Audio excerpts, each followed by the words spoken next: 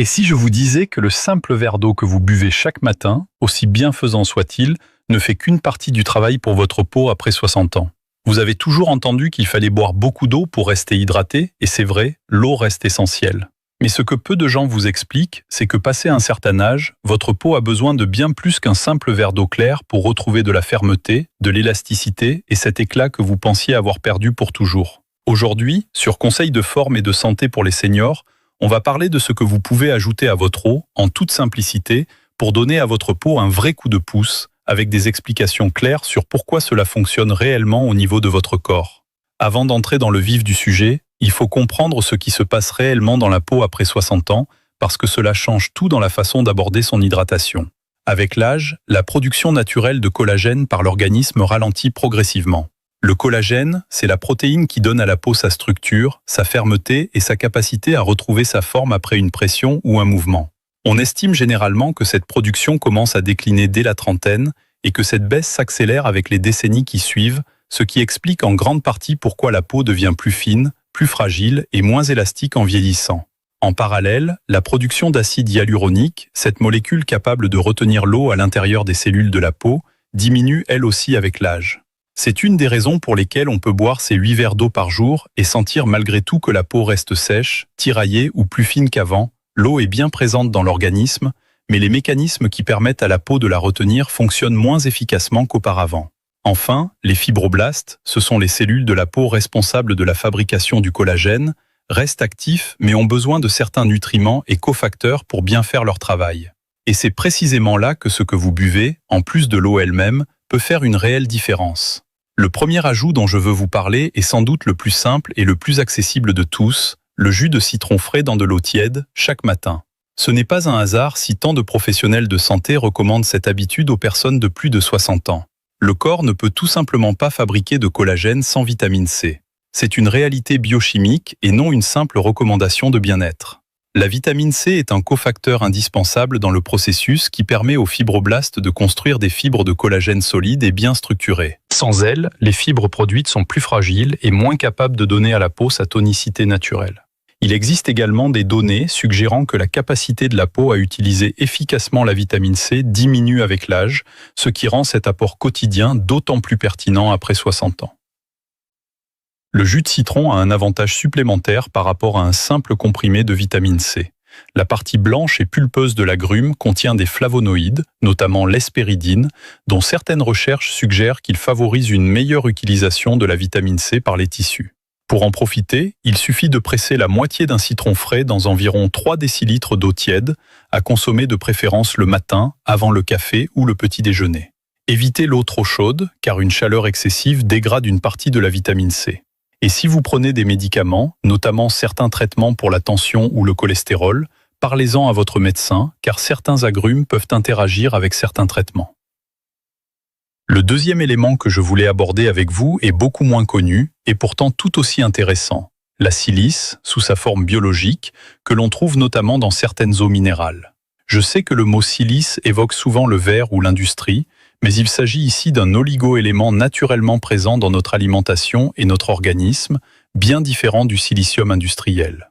La silice biologique joue un rôle dans les mécanismes qui permettent aux fibres de collagène de se stabiliser entre elles, un peu comme des attaches qui renforcent une structure. Or, les réserves de silice de l'organisme ont tendance à diminuer avec l'âge, ce qui pourrait contribuer, selon certaines recherches, à la fragilisation progressive du tissu conjonctif chez les personnes âgées. Certaines eaux minérales, comme le Fidji ou le Volvic, contiennent des concentrations notables de silice sous une forme que l'organisme absorbe assez facilement. L'idée n'est pas de remplacer votre eau habituelle, mais d'intégrer, quand c'est possible, une eau riche en silice dans votre routine quotidienne, à raison d'un demi-litre environ par jour. Vous pouvez aussi associer cette eau à des aliments riches en glycine, comme le bouillon d'os ou la volaille avec la peau, puisque la glycine est l'un des principaux acides aminés qui composent le collagène. Vient ensuite un ingrédient que presque tout le monde connaît, mais que très peu de gens pensent à boire, l'aloe vera, et plus précisément le gel de la feuille intérieure de la plante, à ne surtout pas confondre avec le latex jaune situé juste sous la peau externe, qui peut irriter le système digestif. Le gel d'aloe vera contient un polysaccharide appelé acémanane, dont certaines études suggèrent qu'il pourrait stimuler l'activité des fibroblastes, ces fameuses cellules productrices de collagène. Avec l'âge, ce n'est pas seulement que chaque fibroblaste produit moins de collagène, c'est aussi que le nombre global de fibroblastes actifs dans le derme diminue. Un ingrédient capable de soutenir cette population cellulaire présente donc un intérêt particulier pour la peau mature. L'aloe vera contient également des composés aux propriétés apaisantes et anti-inflammatoires, ce qui pourrait aider à limiter l'inflammation chronique de bas grade que l'on observe souvent avec l'âge et qui contribue elle-même à la dégradation du collagène existant. Pour l'intégrer à votre routine, recherchez un gel d'aloe vera alimentaire, pur et purifié, à raison d'environ 2 cuillères à soupe diluées dans un grand verre d'eau, une fois par jour, de préférence le matin.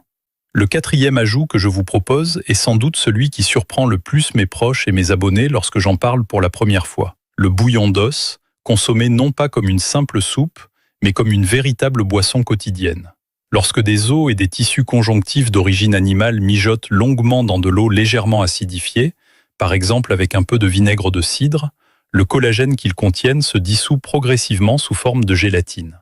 Une fois digérée, cette gélatine libère de petits fragments appelés peptides de collagène que l'organisme peut absorber et qui, selon plusieurs recherches, envoient un signal aux fibroblastes pour qu'ils augmentent leur propre production de collagène, un peu comme si le corps recevait l'information qu'il faut réparer et reconstruire. Le bouillon d'os apporte également de l'acide hyaluronique sous forme alimentaire, ainsi que des minéraux comme le calcium, le magnésium et le soufre, qui participent eux aussi aux réactions permettant la fabrication du collagène. Pour préparer un bouillon particulièrement riche, faites mijoter des os de bœuf, des pattes de poulet ou de la queue de bœuf pendant 12 à 24 heures avec un peu de vinaigre de cidre, qui favorise la libération du collagène et des minéraux contenus dans les os. Si vous manquez de temps pour le préparer vous-même, un bon bouillon du commerce ou une poudre de collagène hydrolysée de qualité, dissoute dans de l'eau chaude, constitue une alternative tout à fait valable. Et pour finir cette liste, je garde pour la fin la combinaison que je recommande le plus souvent, celle qui associe 2 éléments qu'on n'a pas naturellement l'habitude de marier, le collagène marin hydrolysé et le thé vert infusé à froid. Le collagène marin, issu de la peau et des tissus de poisson, est particulièrement riche en collagène de type 1, celui qui compose la grande majorité du collagène présent dans notre peau. Sous forme hydrolysée, c'est-à-dire déjà fragmenté en petits peptides, il est directement assimilable par l'organisme sans nécessiter une longue digestion. De son côté, le thé vert, et en particulier son composé actif appelé EGCG, fait partie des substances les plus étudiées dans la recherche sur le vieillissement cutané. Certaines études suggèrent que l'EGCG pourrait activer certaines voies de signalisation cellulaire impliquées dans la production de collagène et qu'il pourrait également freiner l'activité de certaines enzymes responsables de la dégradation du collagène existant, les fameuses métalloprotéinases matricielles. Autrement dit, le thé vert pourrait à la fois encourager la fabrication de nouveaux collagènes et ralentir la destruction de celui déjà présent, tandis que le collagène marin apporte la matière première nécessaire à cette fabrication.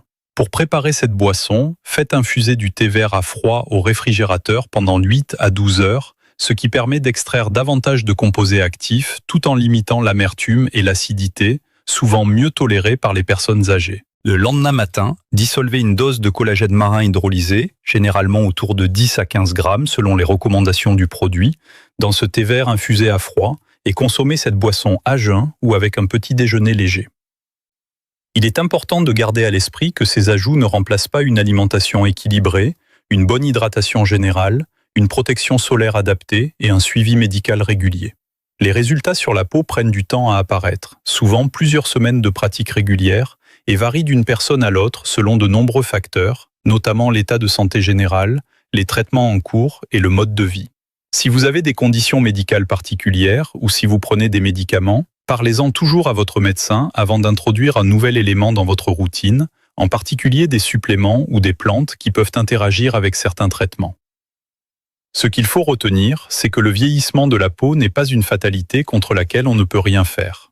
Les fibroblastes de votre peau sont toujours là, toujours capables de produire du collagène, ils ont simplement besoin des bons éléments et d'un environnement favorable pour bien faire leur travail.